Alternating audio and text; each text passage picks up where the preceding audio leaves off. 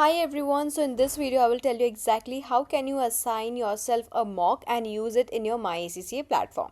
Now especially if you are using MacBook, then you can even face little bit of problems if you are new to MacBook. So basically in MacBook there are two options for browsers. The very first one is Safari and the second one is Chrome.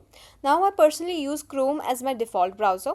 Now what you need to do after typing in ACCA in your Chrome browser, you need to click on the first link and you will see such kind of interface. Okay, now you need to click on the sign in option, and after you click on the sign in option you can see your username or the ID which you have already saved. And if you have not saved your information, then you can type in your information and then you can continue with your sign in. After you click on the sign in, you need to wait for a few seconds for getting your web page load.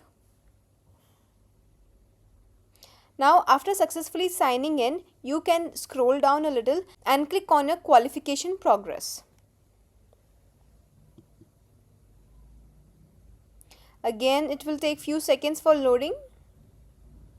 Now after it gets load, you need to scroll down a little and you can see CBE Practice Platform. Here you need to click on the CBE Practice Platform and again click on Login ACCA.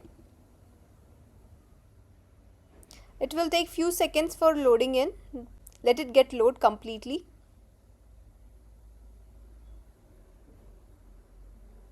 Okay, now click on the Browse Available Examinations. Select your category.